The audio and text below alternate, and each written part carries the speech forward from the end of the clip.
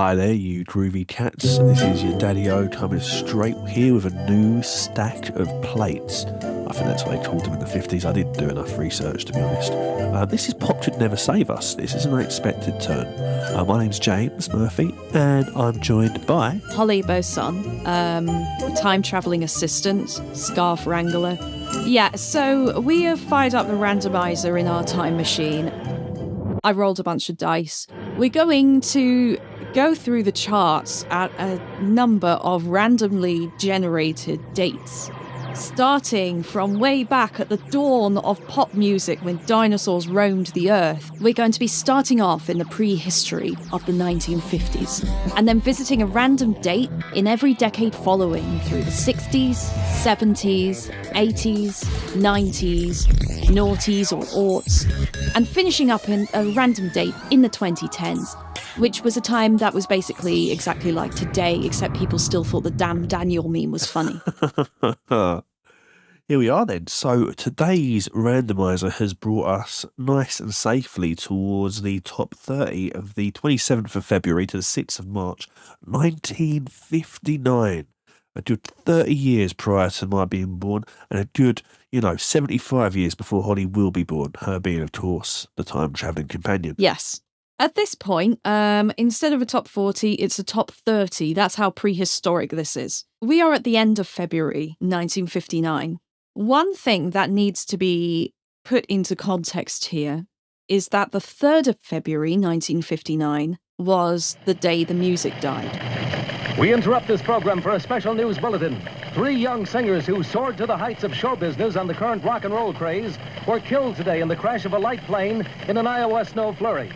The singers were identified as Richie Valens, 17, Buddy Holly, 22, and J.P. Richardson, known professionally as the Big Bopper. The aircraft immortalised Don McClean's song, American Pie. But February made me shiver with every paper I deliver. Bad news on the doorstep. You'd expect and hope to have seen a little bit more rock and roll on this chart, actually. I think the music was feeling pretty darn terminal before that plane crash even happened. But something touched me deep inside the day the music died. So 1959 sees Britain in a kind of musical crisis. You have, on the one side, there is still some genuine rock and roll still hanging on, but it's mostly lost its shock value. You also have a lot of traditional pop, or I suppose nowadays we would consider this prestige pop, which is pop that is based on quality songwriting aimed at adult listeners. A lot of it was standard songs that people would have already heard. 1950s was also a time when the single was completely the dominant form and nobody cared about albums. So when a song was popular, you would have multiple artists rushing to cover it in their own style. And one of the differences between the American and British charts, actually, is that in America, the purchasing power was driven by teenagers because they were enjoying an economic boom and teenagers had a lot of disposable income that they hadn't previously had in other generations. In Britain, we're only 5 years out from the end of rationing. Kids are broke. And so the stuff that is aimed at adults is actually a much more dominant force. And that shows absolutely the difference between those two nations. You had... the waning days of the Eisenhower era in America. Kennedy would shortly come in, bringing this whole new wave of youth and a Camelot-esque myth, whereas in the UK, we were only 4 years away from Churchill still having been the Prime Minister. It's definitely moving in black and white in these days. I was struck by just how twee a lot of this remarkable sounding music actually was. There's not a lot of sense of playfulness or fun up and down these charts. It's all very prestige, as you say. And also, another thing that makes this time incredibly difficult to understand is the fact that a lot of the sounds, the sonic palette, the overall aesthetic is stuff that just straight up does not exist in modern pop music. These are all the dinosaurs that got swept away by the meteorite of the British invasion. Occasionally, you will catch something that does remind you of something you have heard. We'll get to it a little bit, but I was struck by how much the opening of Problems by the Everly Brothers reminded me of David Bowie. Problems, problems, problems all day long.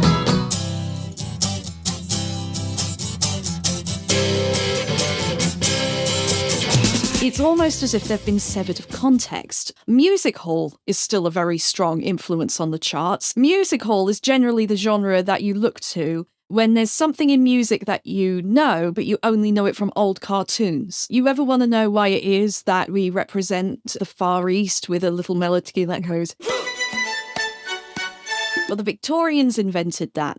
And they invented that for music hall. But what you have to keep in mind is that in the 1950s, Victorians were still alive. There were people who were born in the Victorian era who were just old people. Which is an incredible thing to think of, isn't it? I'm always more surprised by facts like that than I should be. The fact that if you were born in 1890, in 1959, you were 69 years old. Of course, that's mathematically obvious, but culturally and historically, it's unfeasible.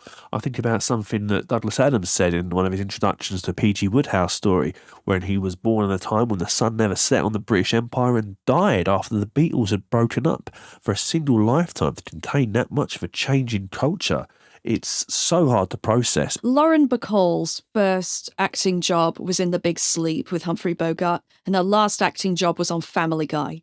Actually, I'm being unfair. These sounds do exist in modern pop a little bit, but they're only brought out for special occasions, by which I specifically mean Christmas. Hang a shining star upon the highest bough.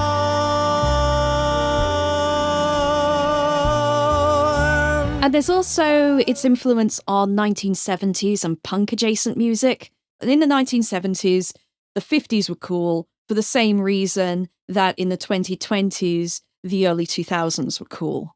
The 20 years is just the time period that it takes for something to become interesting and cool again.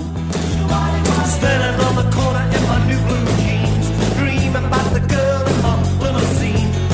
But it's almost as if the charts in 1959 know that they're an evolutionary dead end. Rock and roll has come to the end of its original wave of life.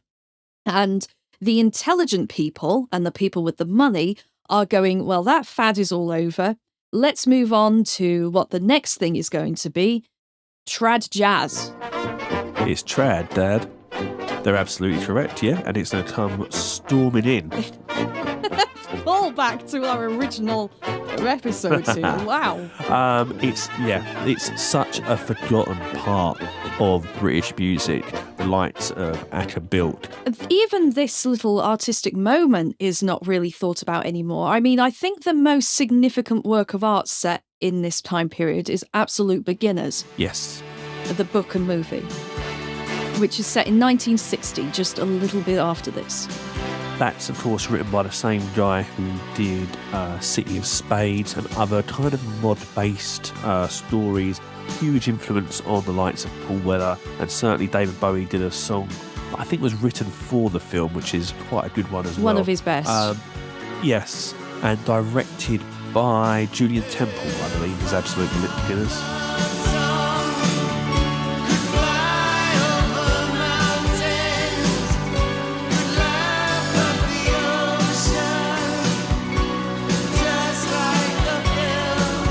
It is a fantastic film. It's very 80s.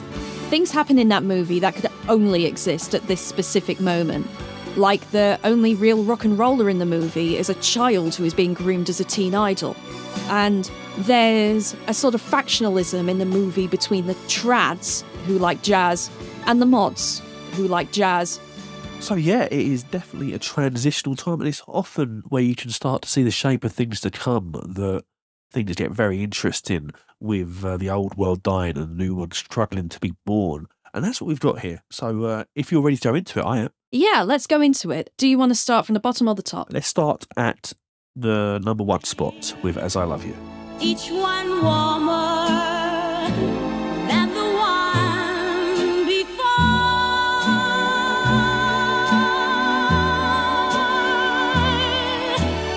As I love you more and more and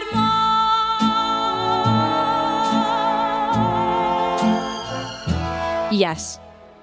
So Shirley Bassey, very modernly, very Drake-ishly, actually has 2 songs in the top 5 this week. So I'm assuming she must have really captured the public imagination. Definitely, yeah. And both songs are really good. They're not something that I would necessarily throw on to have a party with or anything like that. But what I really appreciated in both of them was the luxuriousness of the production and arrangements for both. They're never dull, either of these songs. And the one that's at number 1, As I Love You, I think it's just got a wonderful mood. It does achieve what a lot of the rest of this chart is kind of failing at doing, which is a kind of sophisticated, grown-up love song. Yeah, there's a place where she puts the rhyme on this. All I could pray for, you are all I could wake up each day for. You know, that's not putting the rhyme at the end of the line, that's putting it just before, which gives this impression of a more complex wordplay. I could pray for all that you are. That's what I wake up each day for. In hip-hop music, multisyllabic rhyming is there to show off like the sort of like bratty intelligence of the person who's doing it. It's an ego thing and it's very macho. But here it's very soft and feminine. It's like giving space for the rhyme to exist and showing off how much craft went into the composition of this. A very prestige pop kind of feel. That's a word that definitely sings about what this song is. There's so much craft that's done here. There's so much collaboration. You've got a full orchestra backing this person. And I don't think that Bassey, as much as she is a huge voice, is interested in being the diva, as we'd understand it, and maybe even as a previous generation may have done. One of the things with Shirley Bassey, and this is something that sort of became more apparent as her career progressed, is that her voice is not a particularly precision instrument. She mostly tries to keep it under control here. But really what was special about her, and the reason why everyone was fascinated with her, is because of the power of her voice. Yes. You can imagine just how loudly her voice would have come crackling out of those record players that they had at the time, the little dancettes and portable ones, which were known for having very poor sound quality. And speaking of the technology, we're not that far removed from being pre-amplification. I think about the fact that in the early 40s, Sinatra had to work very hard indeed to get what we would now consider a decent PA. Bing Crosby, of course, being the first person to actually croon into a microphone as opposed to just hollering away loudly, hoping to make some sort of indentation on the record or to fill a small hall. I imagine Bassey refined her voice and learnt how to sing in places that didn't yet have a microphone. And that gets you this additional power, this additional drive that really does define this song. As I love you more and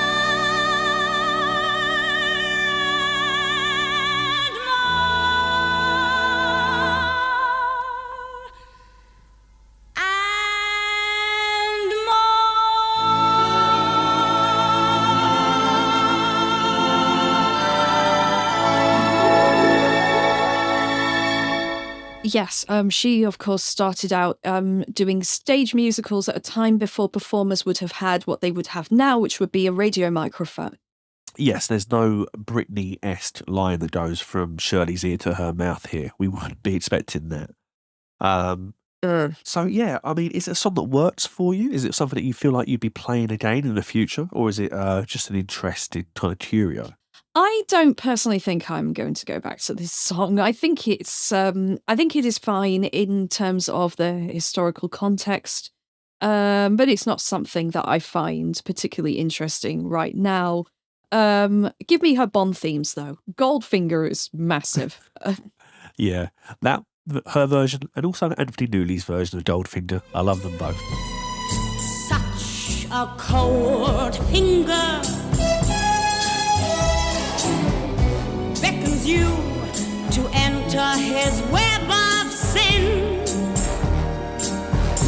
but don't go in. Yeah, I mean, one of the things I really like about Goldfinger is that it's sung from the perspective of a woman looking after another woman. There's a kind of a sisterly element to it. It reimagines a lot of the awful sexism that happens in that film as just a bit of camp fun, which allows me as a woman to like watch it and feel like I can be included. Yeah, no, those Bond themes are very important to the overall feel and just that sense of fun that you get in all throughout the 60s and 70s before they decided that this was a very serious job about a magic man who has sex with whoever he wants. There's one other thing about As I Love You, which I thought was interesting, which is that it was actually recorded for a rocksploitation movie. Which it was a movie about a record company that was basically designed to just have as many rock stars of the day participating in it. Which just goes to show that there wasn't really that huge a gulf between this type of music and rock and roll, as perhaps there may sound now.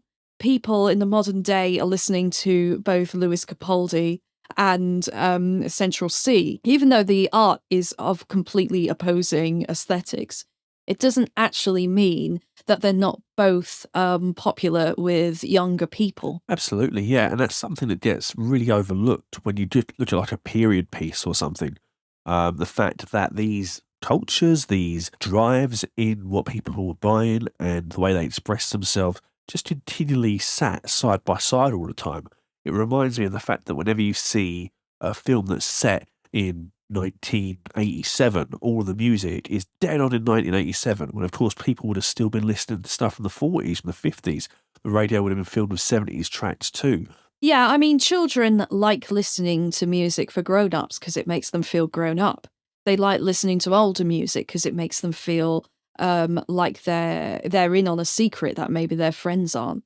This has always been a feature of how kids listen to music, and so it makes sense to put Shirley Bassey in a rocksploitation movie. But at the same time, this particular movie that it was written for no longer exists. It is lost media. Wow, we're getting quite late in the day for lost media in 1959. I know, of course, that the BBC would just delete videotape after videotape and replace it with ballets that nobody cares about. But I am surprised to hear of a film from 1959 that is just gone. That's a little bit of a shock there. Do we know what happened to it? Is it just that it went out of copyright and no one looked after it, or what? I don't actually know. There are some bootleg recordings of it, but there's no official reels of this thing. It's just gone. Yeah, it occurs to me that as late as 1972, there was a danger of losing the Wicker Man underneath a particular stretch of motorway. What was that about? It was just seen as being outre. It didn't feel like it was going to make anyone any money. So the film company, thought we'll just bury this and not let it come back. Fortunately, it was restored and is in the decent condition that we see it today. But it's an earlier example of the arrogance of thinking that all the things that we love and have become emotionally attached to will last forever. When it was all just physical media, it could make some sort of sense that perhaps all the celluloid was set on fire. But now I think that we have a lot of media that just never gets recorded, never goes on the internet, and then may as well not exist when the corporation who owns it chooses not to share it with the public. So, if it can happen to Shirley Bassey, it can happen to you. That's a good idea. I'm going to start downloading YouTube videos. That matters to me now. And printing them out on paper so I would never lose them. That's right, yeah. Just wallpaper your walls with the young boy who said, "I can't believe you just did that," after having it slapped in the face. At number 2 on the charts, we have the Platters and Smoke Gets in Your Eyes. Said someday you'll find all who love are blind. Oh, when your heart's on fire, you must realize smoke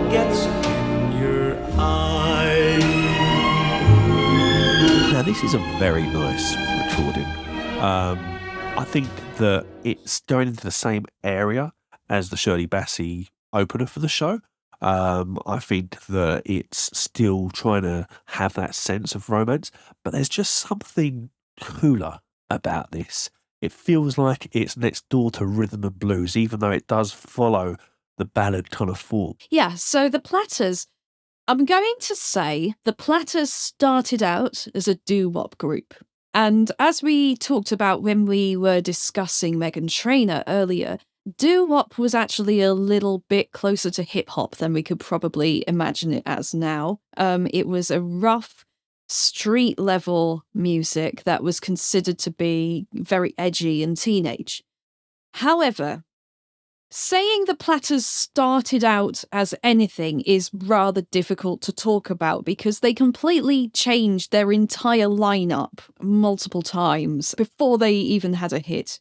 They're a real Odysseus' ship scenario because at this time, doo-wop vocal groups had kind of a very complicated guest list where people would drift out of one and end up in another one. The whole story is incredibly convoluted, and if you want to know more about it, I would strongly recommend listening to Andrew Hickey's podcast, A History of Rock and Roll in 500 Songs. He did an episode about the Platters' Only You, in which he goes into both the recasting of the band and the incredibly convoluted legal battles that resulted when there were about 15 or 20 people who could all claim to have been one of the members of this 5-person vocal group. So by this time, the Platters had found their definitive lineup, which involved Tony Williams as the lead singer. Tony Williams was being floated by his manager, Buck Ram, as being a potential solo artist. And when you listen to this, it's really easy to hear why. Some of the stuff he does with his voice is tremendous. Every time I listen to it, I notice something new about his performance. It's almost unearthly. Listen to how cleanly he goes from his chest register to his belt register when he sings Tears I Cannot Hide. You can hear him switching to using a different part of his anatomy. It's beautiful. Tears I cannot hide. Gorgeous every single time. And then on the last repetition of it, at the end of the song, you hear his voice almost squeak.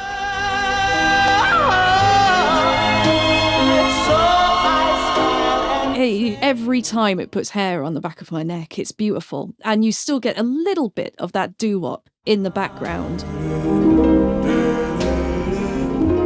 But this isn't intended to be a doo-wop record.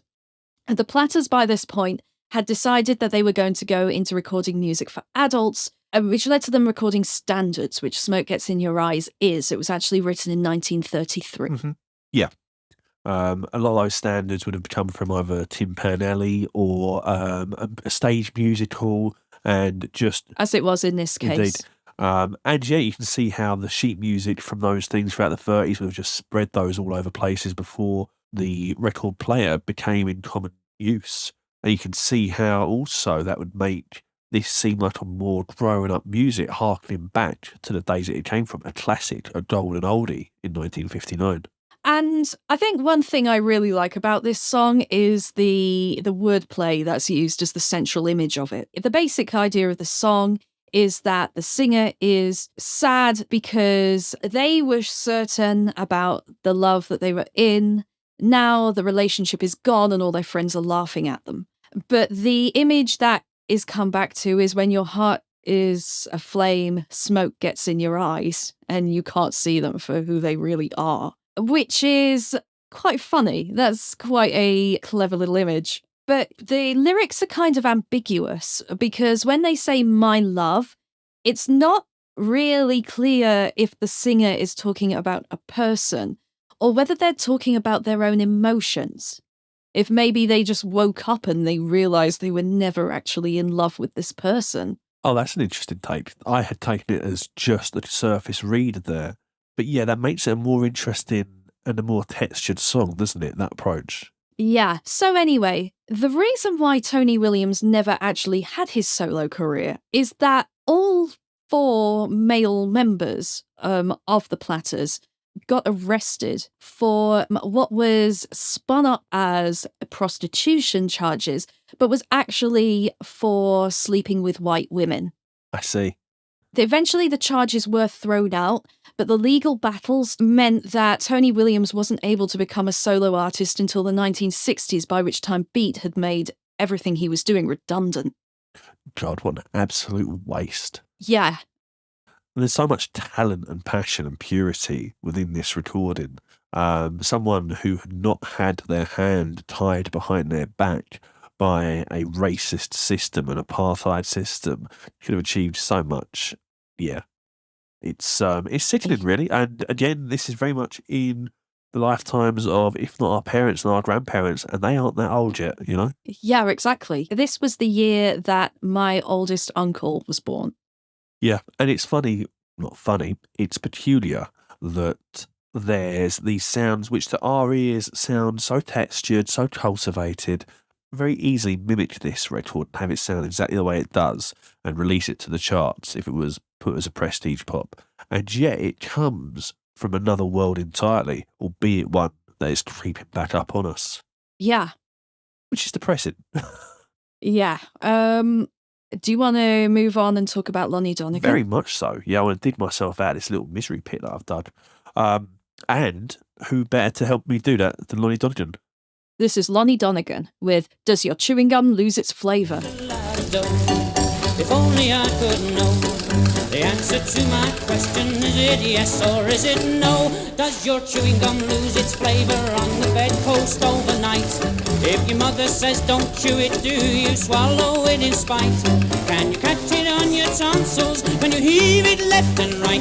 Does your chewing gum lose its flavour on the bedpost overnight? Lonnie Donnegan. Another name that I think doesn't get spoken about very much. In fact, Skiffle as a whole has been kind of buried, hasn't it? I don't think that it's anywhere near as huge a part of the British vocabulary of the musical heritage as it probably should be, considering that nearly all of the 60s bands that became so iconic started out with Skiffle, and a lot of the rock stars still touring today in their 80s as near billionaires first wanted to be Lonnie Donnegan with a washboard and a banjo. I think that there's an immortal sense of fun to the way that Lonnie Donnegan presented himself and conducted himself. And there's a lot of life in this record. I was very, very positive on it indeed. I assume there's some sort of filthy double entendre in this song, but I simply can't unwrap it, and I like that about it. Lonnie Donnegan. Okay, so let's imagine ourselves as some sort of time-traveling assassins, or like a Doctor Who villain, like maybe a Dalek from one of those really wacky 1960s stories, and we have to go back and kill someone and make British music awful forever. Lonnie Donnegan is absolutely the person you kill. He has such a ridiculous influence that it's almost difficult to describe. And in fact, part of the reason he's been kind of airbrushed out of our cultural history is because he's been turned into a footnote for some little band from Liverpool. But yeah, I think that this rattles into 1960s music, and there's parts of it that reminds me of the best Kinks records even. It's got that well-worn acoustic lived-inness that's just not present yet on the charts, 1, 2. It's not trying to be sophisticated, it's trying to be raucous. Its aim is to show you a good time and get your feet tapping. And, if you'll forgive me, that's quite punk rock of it. Yeah, well, it's often said by people who think they're clever that Lonnie Donnegan's Cumberland Gap is the first punk rock number one.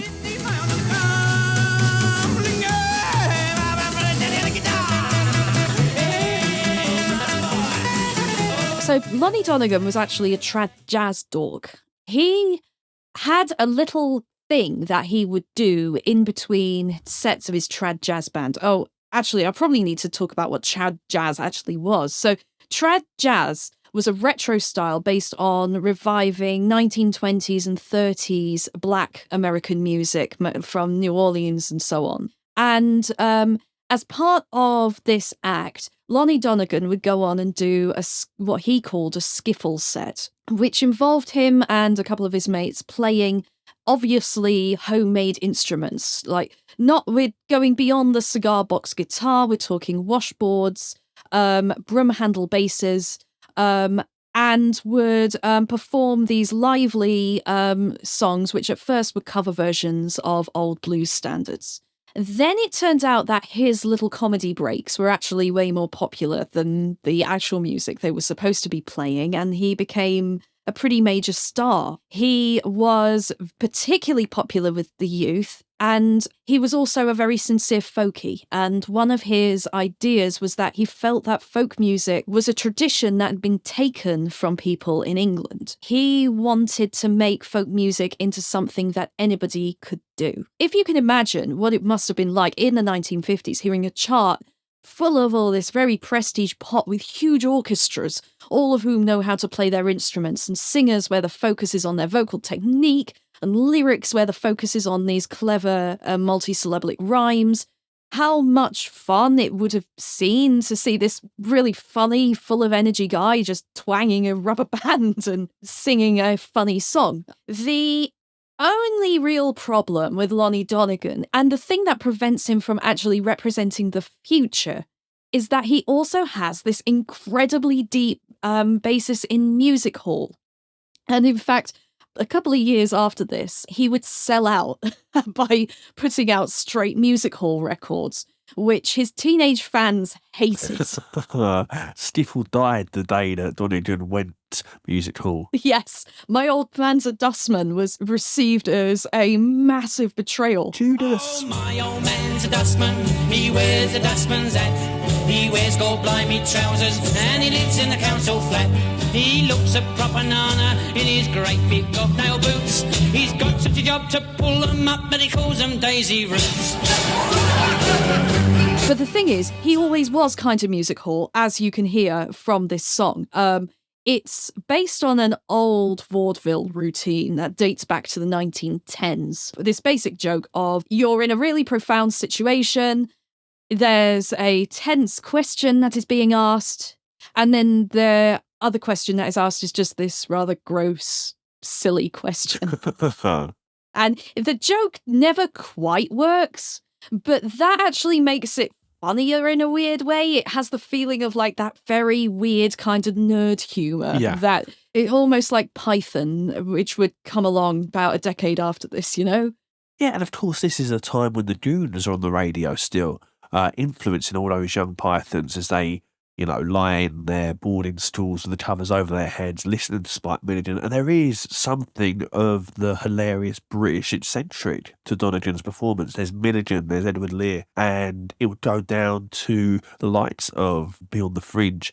I think it does have, music hall in general, quite a cherished place in British humour. To this day, you can still get a laugh out of some of those very, very corny, very old lines.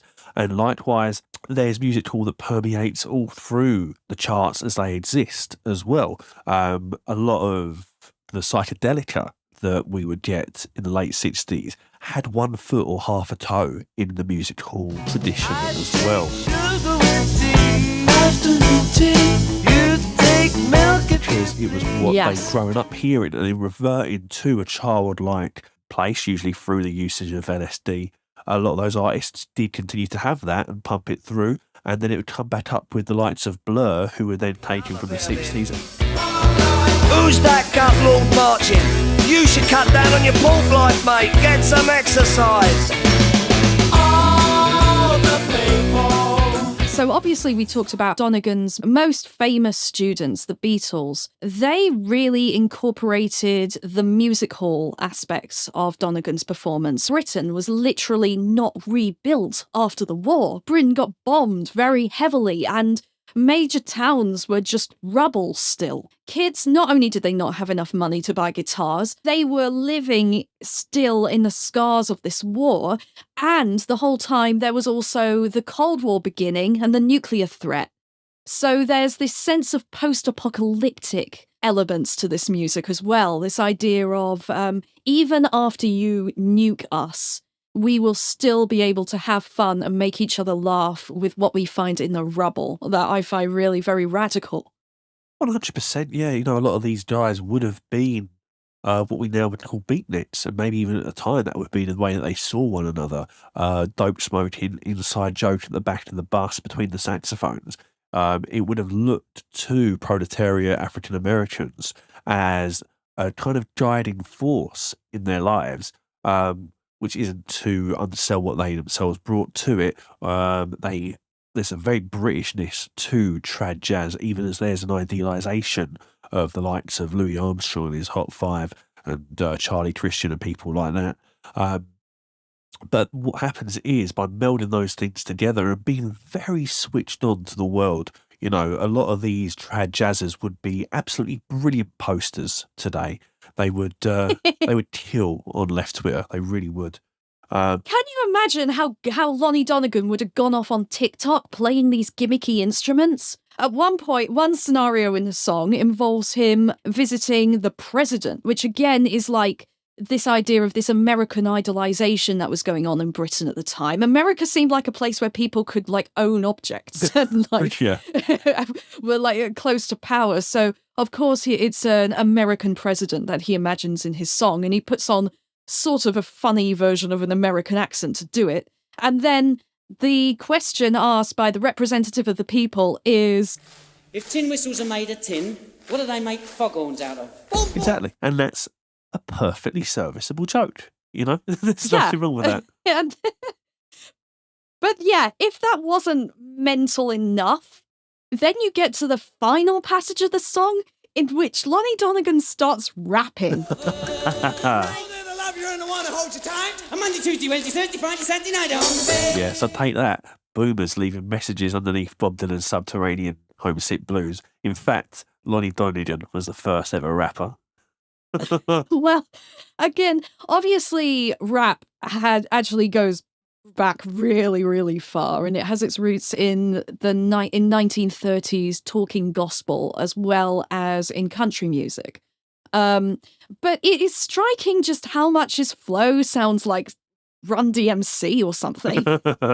You're not quite in the pocket, Lonnie, but you're getting there. You're doing well. Speaking of hip hop, it's worth pointing out that compared to all of the prestige pop that was doing the rounds, which focused on having cleverly written rhymes, Lonnie Donnegan still has the best rhymes, The Altar, Gibraltar.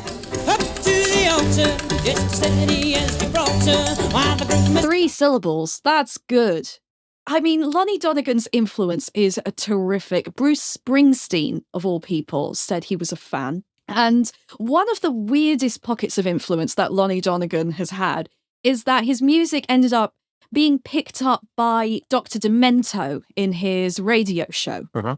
So Dr. Demento and the Funny Music Project ended up picking up on this, and it therefore got played to loads of American college-educated nerds who would go on to write for The Simpsons, who would go on to join Something Awful and become like that generation of internet comedians. Without Lonnie Donnegan, it isn't just a timeline where you never get the British invasion. It's also a timeline where you never get Neil Cicerega. Your name is Bob.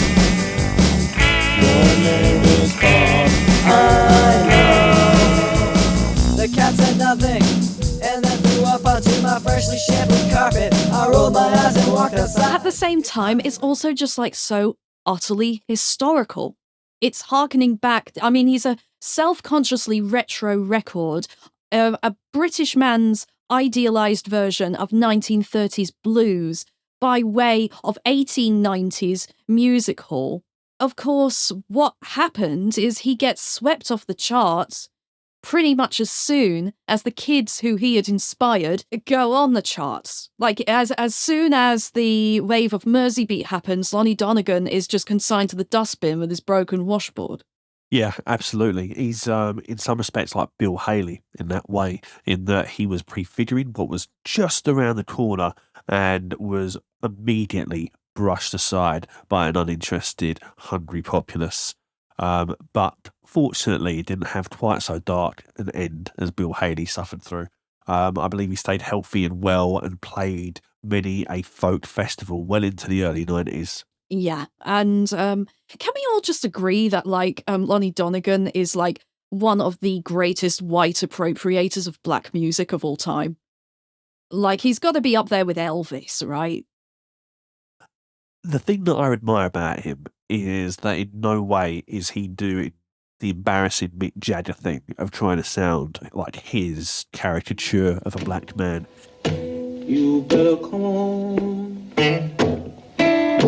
my kitchen. He's singing in his own accent, which is Yes. one of the things that adds a bit of power to this, that adds a bit of personalisation to this. It adds personality in a way that just playing these old sounds could have very easily been missed.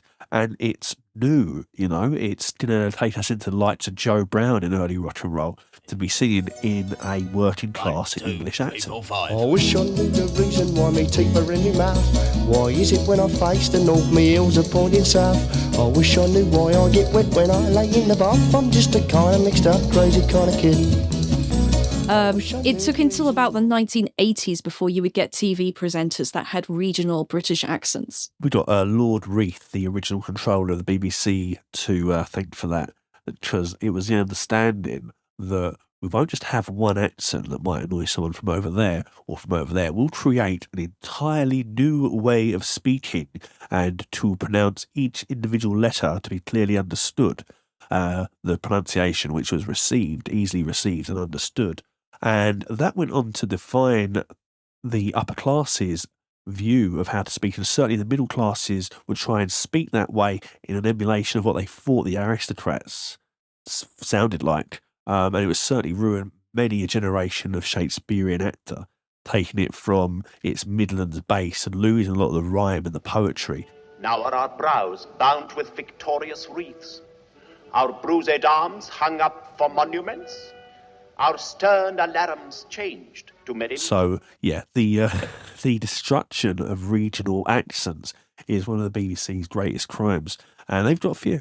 I totally understand why 13-year-old Beatles thought this was the funniest thing ever, even if not all the jokes work for me. Totally. Humour ages very, very quickly. There's parts of Canterbury Tales which is extremely funny, and there's parts of Shakespeare it's like, you unfunny jerk. But yeah, there's enough of this that still works really well.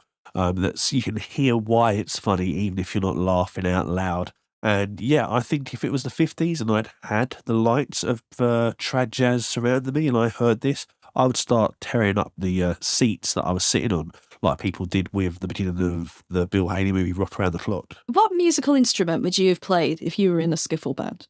Oh, I'd want to have made something entirely new. So maybe some sort of large percussion that had been made out of an old radiator, Flying Lizard style. I'm definitely just going to go with my classic rubber band broomstick bass, I think. Nice. Yeah, you can hold down the rhythm quite well with the likes of that. All right then, shall we move on to our next song? Is it Elvis next? So this is Elvis's first appearance on the programme. I am, just for some background, a huge Elvis obsessive, and I don't particularly like either of this double A side. This is One Night, backed with I Got Stung. One night with you is what I'm now praying for. The things that we two could plan. It started in my eyes, crept up to my head, flew to my heart. Well, I was stung, did I run? I got stung. Now, one thing that we may have to explain to our listeners, because they're all 11 years old, is that back in the day when music was stored on physical objects, a single would have an A-side, which was literally one side of the single, and there would be a B-side, which would be some nonsense that they would put on the back. There's a few songs that infamously had a B-side that was way more popular than the A-side, such as something like Carl Douglas's Kung Fu Fighting. However, a few artists, generally people who were megastars, much like Elvis was, would put out double A-sides where both sides of the record were considered to be the single that was charting.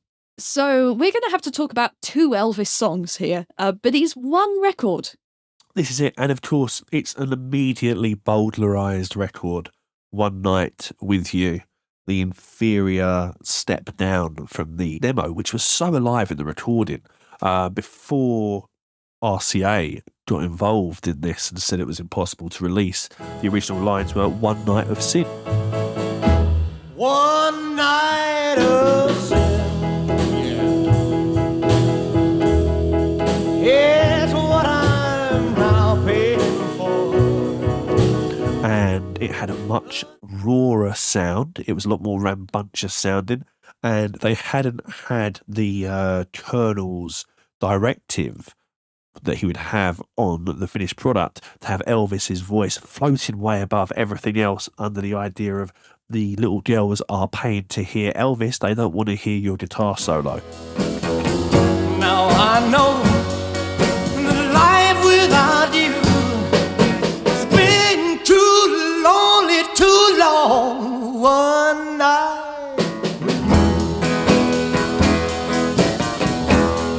And it means that the production on both of these is entirely alienating. It's almost a postmodern song in that sense, in that it's screaming so much about passion, and Elvis is working so hard, and yet it completely fails to get over, in my opinion. Yeah, Elvis's personal life at this point was unusual. He had gone into the army for about a year at the point that this song was released. Yep. So he was living in Germany with his new wife, Priscilla, with a lot of his entourage and hangers-on, who I think neither of us as Elvis fans have very positive things to say about. No. And in being there, these were the tracks that the Colonel would have released the world over. In a lot of ways, it'd be the offcuts from other sessions that were being released while he was unable to record new material, because who knew that Elvis was going to go on, continue being the icon? Surely he'd have peaked in 1958. That was the end of him. It's difficult to explain this now, but rock and roll music was just thought of as being like a brief fad. A lot of the Colonel's idea behind moving Elvis into movies was because movie stars could be stars for years, but nobody knew if it was possible to be a rock and roll star for any length of time at all. Like many a pop star today, Elvis hit 21 and Logan's Run style. It was like, well, that's starting to beep in my hand. Surely I will be, my career will be dead in no time at all. Which is why him going into the military at all was such a big deal.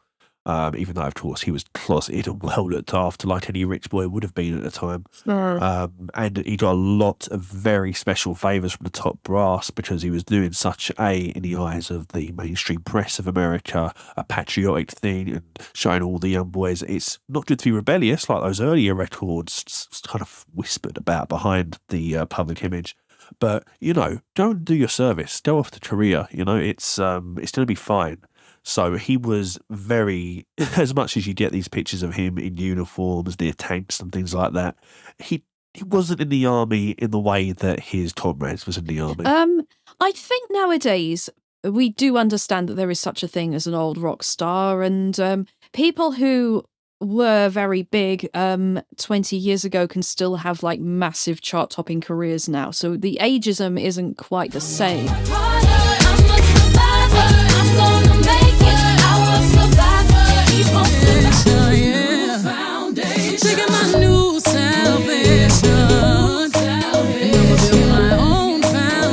But it does remind me of a lot of what some of my friends who are BTS Army are going through emotionally right now. In South Korea, there is still the draft. Young men become enormous pop stars. They can actually put their draft on hold.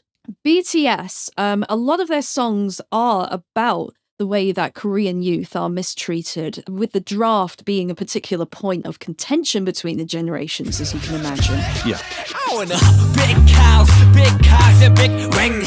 But I don't have any big dreams. Have agreed to go into the army, even though they were actually given permission to avoid it due to their massive success. It's the only way they can show solidarity with the youth of Korea, who they've come to represent.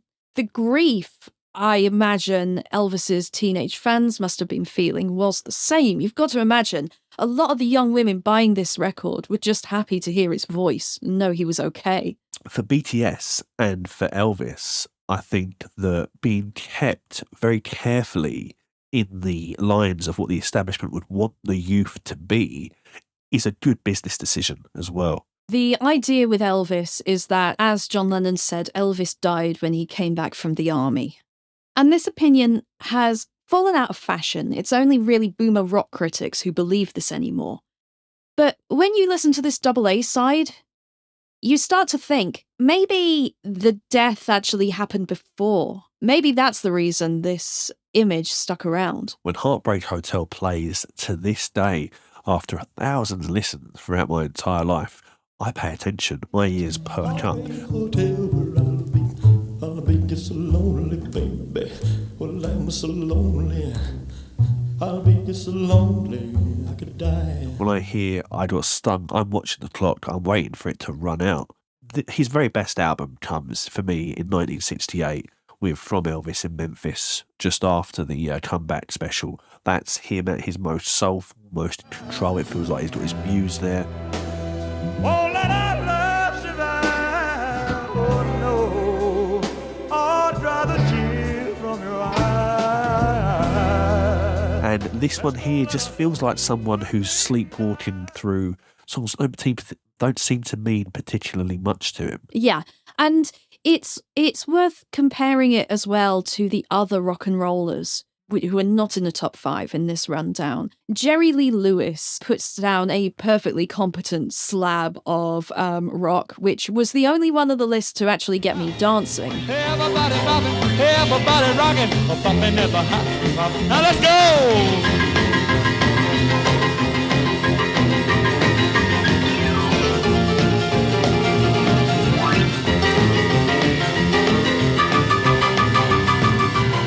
But really, ultimately with Jerry Lee Lewis, his powers to make me dance just come down to the fact that literally nobody alive could ever play a piano like Jerry Lee Lewis. It's certainly not a record that is anywhere near as good as Great Balls of Fire. You came along and moved me, honey. I've changed my mind. This love is fine. It's just Great Balls of Fire. Little Richard shows up on the charts as well as singing Babyface. Baby, baby, my poor heart is jumping. You should have started something, baby, baby. He doesn't do any of the stuff that you want Little Richard to do. Like, if you're putting on Little Richard, you want him to be hitting all those crazy high notes and screaming and singing about gay sex. Yeah. He saw Aunt Mary coming and he ducked back in the alley, oh baby. Yes, baby. Ooh, baby. Having me some fun tonight. Yeah. And all he sings it in this low, gravelly voice. It's almost like he's trying to make himself straight. Oh, God, right? Yeah, nice and interesting point. Yeah, neither of them get across to me at all. Little Richard sounds more like James Brown on it.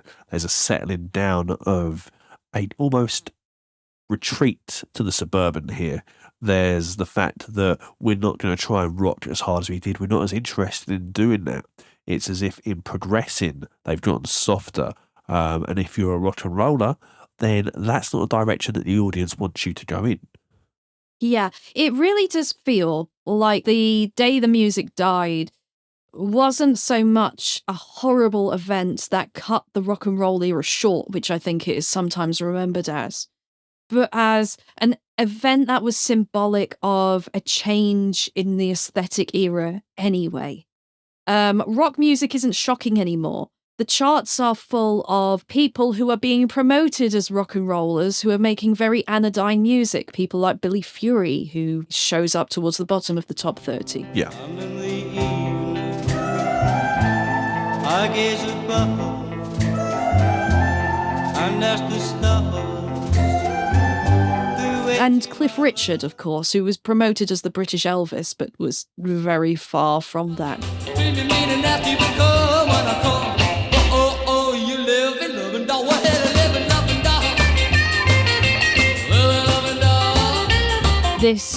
rock and roll had become so commodified that it was everywhere and it had lost this radical potential. It had lost its youthfulness. It had come to an end of its own volition, and this is some genuinely great men just trying to find a little bit of spare oxygen before the decade closes. Yeah, and for all of those ones that we've mentioned, they would never return to the heights that had swept them to their imperial phase. They would continue to have wonderful records still be recorded and released, and you'd follow along really pleased to see Jerry Lee would go in a country direction. Now she's gone, and I'm to blame. Too late, I finally see what's made Milwaukee famous has made a loser out of me. There'd be more gospel coming from Little Richard. What is real? For I can feel him in my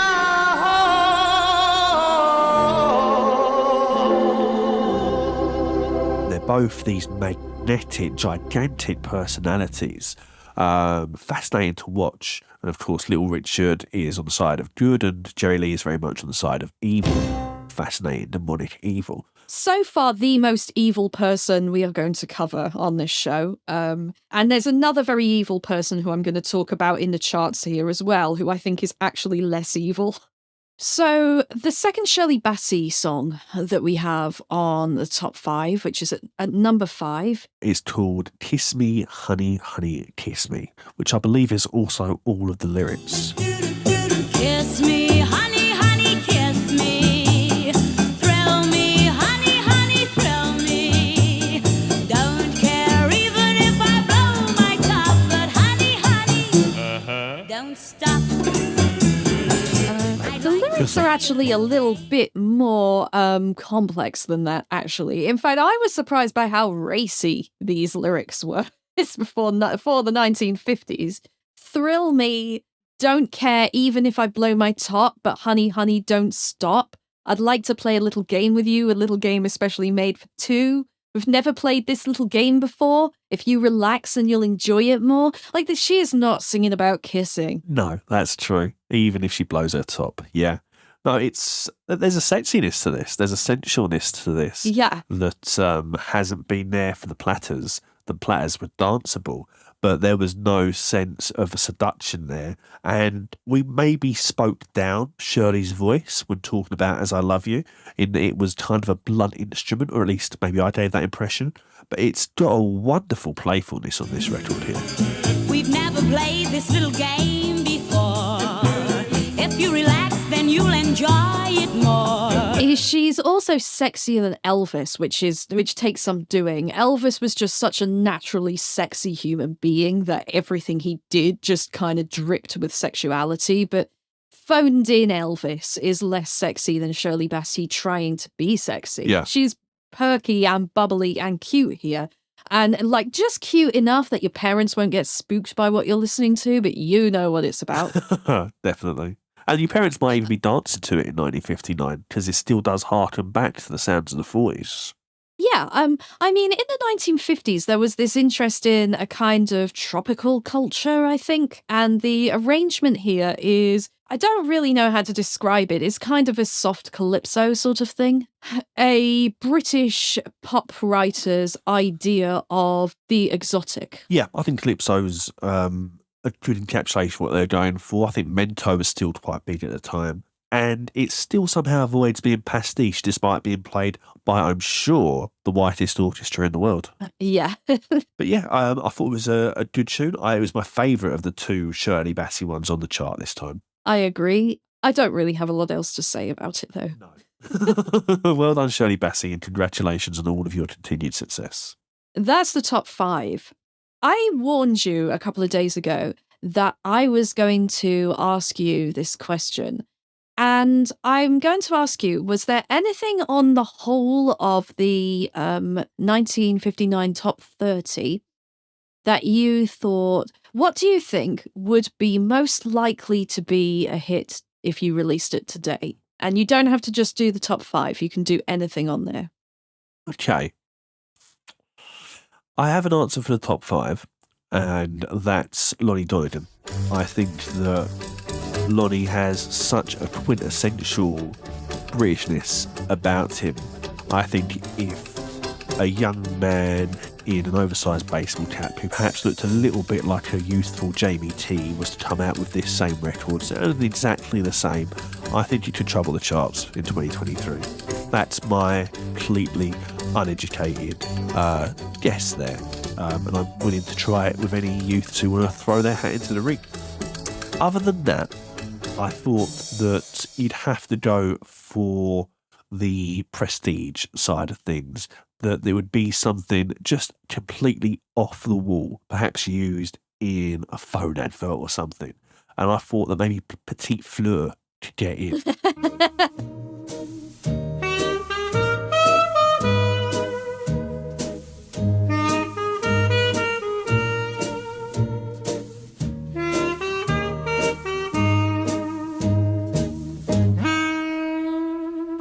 That way, because I think that's a really beautiful record. I really didn't see myself liking something like that, but it's got a wonderful atmosphere, and I think, yeah, if it had been used in the right advertising campaign with the right backing behind it, I think we should see that in 2023. Yeah, that is a fun record, actually. My answer is unfortunately a bit darker, which is I think the Teddy Bears, To Know Him Is To Love Him, is the one that sounded the most modern to me on this chart.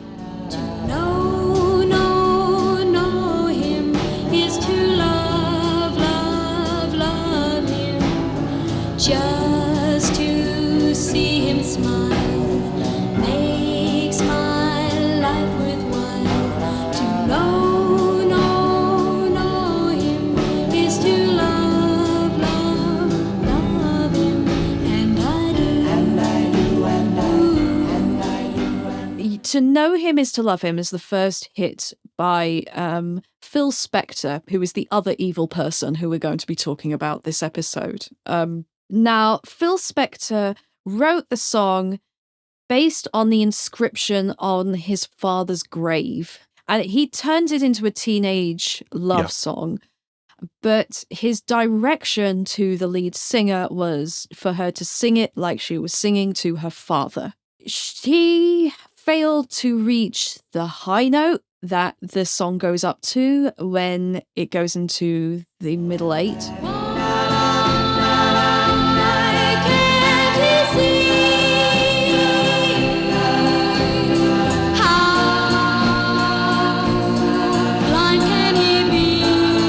And he threatened to kill her if she didn't do it, which is a very classic Phil Spector move. Typical Phil, yeah. Phil Spector is pure evil. And yet, Phil Spector really has, his sound has actually hung around on the charts in a way that a lot of the other textures in the 1950s just haven't. We're not interested in these plucky little country instruments like claves and slapped basses and things like that. All of that's gone, you know. But when you listen to Know Him Is To Love Him, there's just a level of thickness to the arrangement, a blurredness to the way the instruments all run together, which is something that you hear all the time on retro pop records now. The wall of sound is the thing that people look to when they're trying to reference the past. I don't know if it was with Mark Ronson who ran with this sound very heavily, but certainly the Amy Winehouse cover of this song scratches at a lot of what you're describing, that same timelessness. To know him is to love, love, love him. And I do, I really do, you know I do. And I think the thickness, I think the wall of sound is a Wagnerian representation of Spector's just crazed, world-beating soul. You know, the fact that he had designs that were just so sinister. You can hear in the fact that it insists upon itself. He becomes a producer, perhaps one of the first producers of which, you know, people are aware. There's George Martin, there's Brian Wilson of around the same time. But producer kind of just begins with Phil Spector. And that's because of his insistence on being part of the record in a way that previous people would have just got out of the way. So my thesis on this is that the very awful qualities that made Phil Spector an evil man who would go on to hold the Ramones at gunpoint because they weren't able to nail a bass take sufficiently to his liking, and obviously would go on to actually murder. He bought a coffin for Ronnie Spector and would repeatedly show it to her in order to warn her where she would end up if she ever tried to leave him. A terrible human being. So, yeah, I think that Spector's creativity comes from the same place as the badness, and that's a bit of an uncomfortable truth I think sometimes we have to live with as people. Yeah.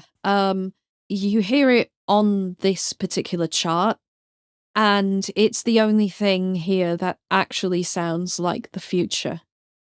And that makes me sad. Yeah. You know, I can agree it is indeed the only thing that sounds like what's coming. And we've spoken about the Beatles. They're bound to be a large feature of any discussion of late 50s, early 60s music. They, of course, covered this. What is your pick from the rest of the charts that you think is a notable song? Any other interesting things here? I don't know if I like the record, but The Pub With No Beer was a bit of a surprise. Oh, it's a lonesome away from your kindred and all, by the campfire at night, we'll hear the wild dingoes call. But there's nothing so lonesome, morbid or drear, than to stand in the bar of a pub with no beer. Now, it's kind of a proto-Crocodile Dundee, which was new to me, and I knew the song previously. I know it from the Dubliners recorded on their 1967 album, A Drop of the Hard Stuff, which is a record that's mostly about drinking. It's lonesome away from your kindred and all, by the campfire at night, where the wild dingoes call. But there's nothing so lonesome, so dull or so drear, than to stand in the bar of a pub with no beer. And then through that, it became an Irish standard of sorts.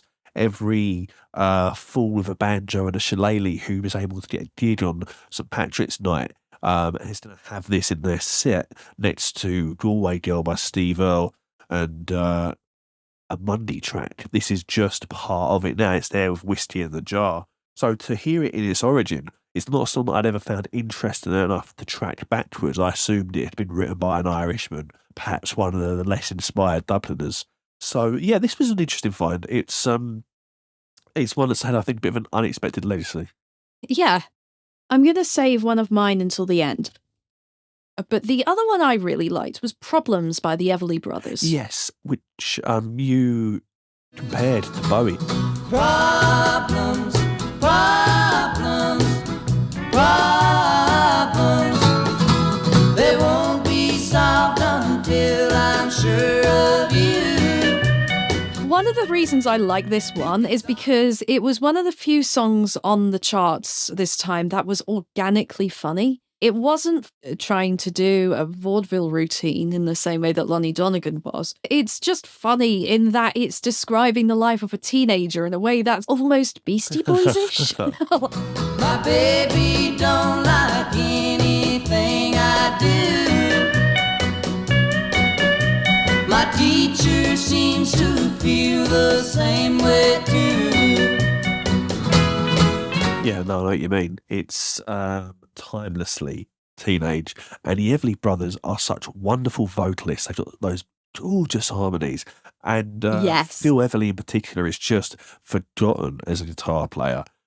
He would be a huge influence on someone like Keith Richards, and through him, punk and heavy metal as well. There's a concentration on the chords there, and the rawness that's just tied to a dexterity that I adore. I really like the Everly Brothers. Lots of recordings of brilliant American folk music, but as rock and rollers, I think they're unjustly forgotten. I think they should be spoken about in the same way that we think of Eddie Cochran. Really do. I've got to share that there was a time when I was just coming out of school and it was raining, and I had a cassette of my favourite songs at the time. And the girl that I was in love with, oh so deeply, oh so forever, she was on the back of the bus with her boyfriend, and the Everly Brothers' Crying in the Rain came on, and I did. And I'll never, ever be so Morrissey again in my life. I'll never let you see the way my broken heart is hurting me. I've got my pride and I know how to hide all my sorrow and pain. I'll do my crying in the rain. That's just what the Everly Brothers are capable of doing to a person.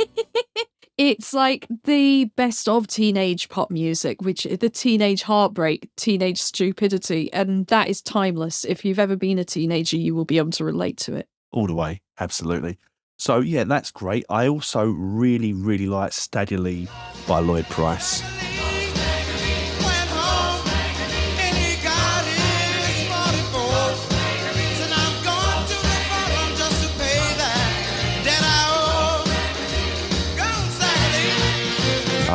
That would go on to influence The Clash. It's kind of the beginning of their version of the reggae hit Ron and Boyo. They join these two mythical figures together. Incredibly violent.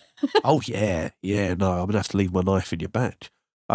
It's brilliant, and it's an old blues song that's been given this kind of jump band feel. It harkens back to the Buddy Woody of the late 40s and the stuff on the Chitlin circuit, which is where a lot of black musicians had to learn their trade because they couldn't play anywhere else. Chitlin being the inedible part of a chicken that they then would make a soup out of and sell there at the same time, where you hear just the most fantastic acoustic and electro blues. And Steadily comes from that milieu. It's a song that probably dates back to the 1880s, and it tells a story of playing cards, a disagreement, and someone being shot.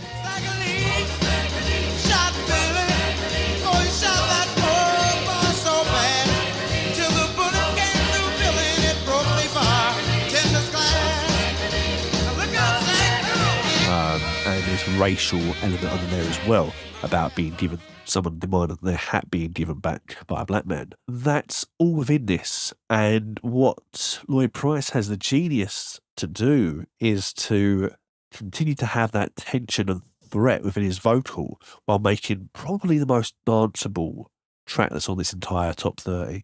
Yeah, that's fair. I think Nick Cave would go and make a travesty of this song as well, because he can prove that he knows how to swear whilst doing a Steadily. That's on Murder Ballads. Yeah, I think I know it from that version.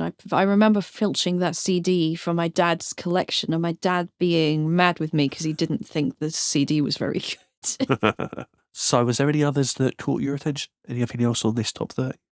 Buddy Holly, It Doesn't Matter Anymore. Do you remember, baby, last September, how you held me tight each and every night? Well, whoops a daisy, how you drove me crazy, but I guess it doesn't matter anymore. As we'd said, this chart happened a few weeks after the day the music died, the plane crash which claimed the life of Buddy Holly. Buddy Holly was a rock and roller who was notable for having kind of I guess it was sort of like an all shucks persona. He was a big old nerd. He had great big glasses. He was socially awkward, and the ways he used his voice on records is he would sort of gulp and sing kind of out of tune, but also not. And there was this idea of like the cartoon 1950s nerd. Yeah, there's some of this would follow down into David Byrne as well, but he was also a strapping 6-foot Texan who could rock as hard as anyone, if not harder, when he was of a mood to. Yes. He's got some of the greatest rock and roll songs ever.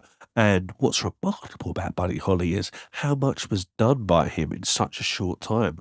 I think he was something ridiculous, like 22 years old when that plane crash happened, which, sends the 27 Club into the moribund filing system that they should indeed be in, because that is an incredible legacy for 22.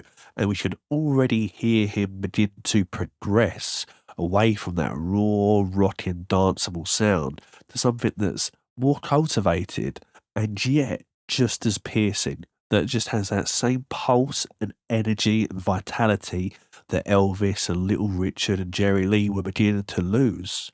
the main sound so that's sort of noticeable about the production of It Doesn't Matter Anymore is this very springy pizzicato string thing, which just screams to you like the version of the mid-century that you see on cartoons.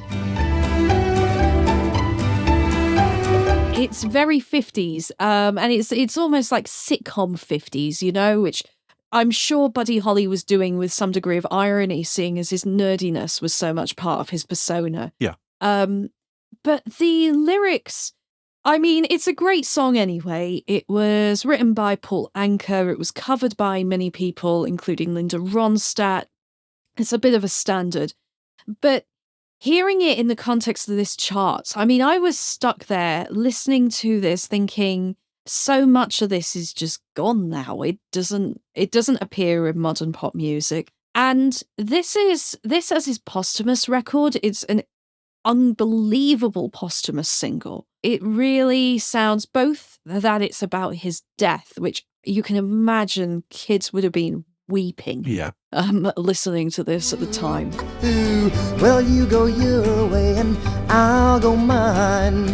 Now and forever till the end of time I'll find. At the same time, it also sounds like it made me feel like it was the 1950s themselves saying goodbye to me. It's like all of this 1950s music has been reinterpreted, reimagined, covered, repeated. Its influences have gone on to influence other influences, and those have gone on to have other influences again, until almost all of this has been lost. And forgotten, exactly. Somehow, through that, completely unconsciously, just in the direction that he was heading naturally and organically, Buddy Holly did a Lazarus on us. He sent us the defining final record. Wow. Yeah, in some ways the 50s died on that day. It's all here, isn't it? Yeah, I mean, I'm actually getting quite tearful talking about it. Bowie was able to kill his own self with the perfect send-off album and the perfect send-off record. Buddy Holly killed an entire musical movement, and he did it in a way that leaves you smiling.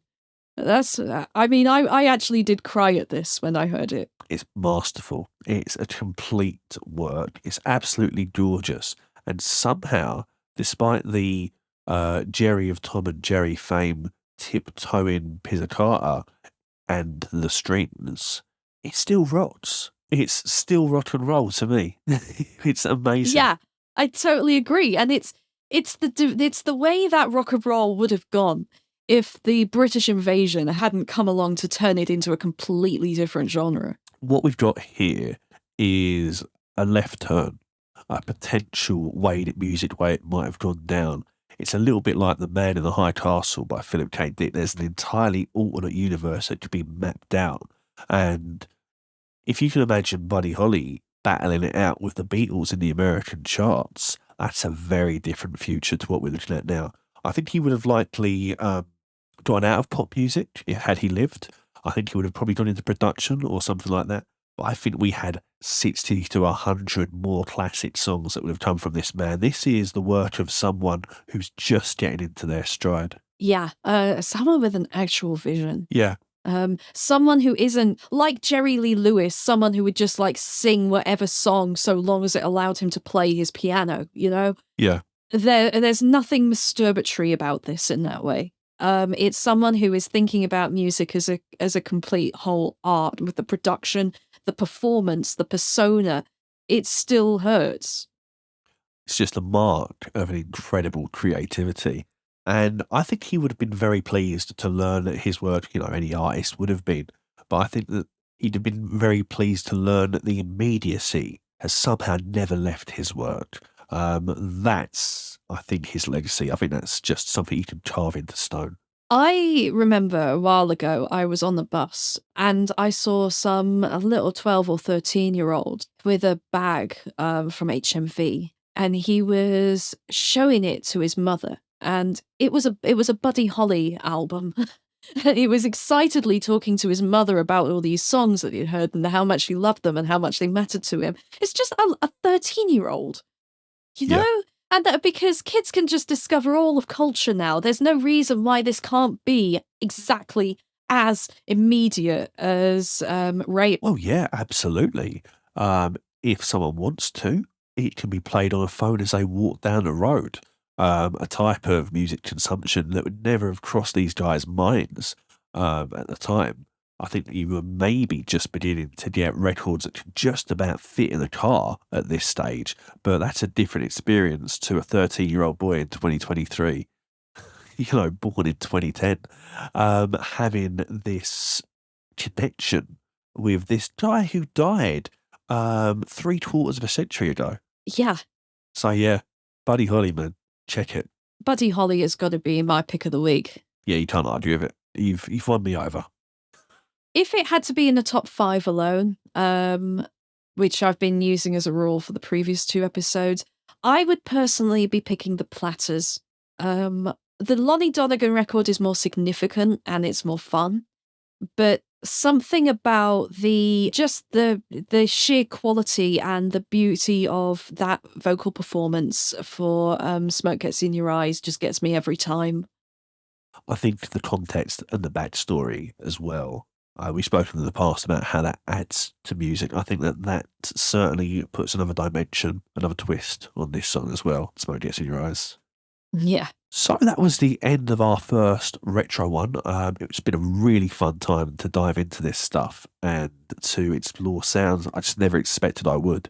A fantastic time. And we'll be doing more of these, and we really look forward to your joining us on this journey. The last thing I wanted to say is that in the same way that the Platters had their careers ruined by racist law, right now there is a trial going on with Young Thug, who has been arrested under RICO charges, which are incredibly unjust laws that are designed to allow police to prosecute gangs. But the way they work is they allow police to prosecute anyone who is in a gang for the same crime as committed by anyone in that gang, as well as opening the definition of a gang to include virtually anything. And this has been disproportionately used to target black musicians. There is a petition that you can sign, Free YSL. It's really important that you do try and support this movement because rap lyrics are being used in court in order to put young black men in prison. Some of the signals that are being used under RICO to determine that young black men are part of gangs include things like their branding for their music enterprises. YSL was a record label, and their record label branding was seen as being gang signs. Young Thug is one of the most influential rappers of the current wave, so it really is incredibly sad to see something that was happening in the 1950s happening again today. And I'm going to link in the podcast description to the petition so you can read more about this. And if you can sign on any petition that gets against something like this reoccurring, I think that'd be a really nice way to spend time, really useful contribution. I'm Monday, Tuesday, Wednesday, Thursday, Friday, Saturday night on the bed. It's singing another chorus, but he hasn't got the time. Down the bay. Everyone gone?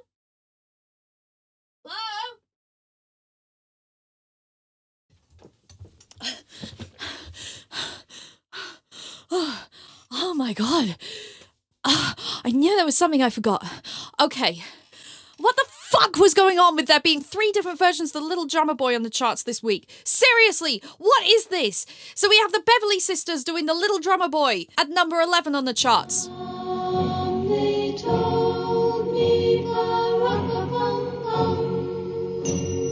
We have Harry Simeon doing the Little Drummer Boy at number 14 on the charts.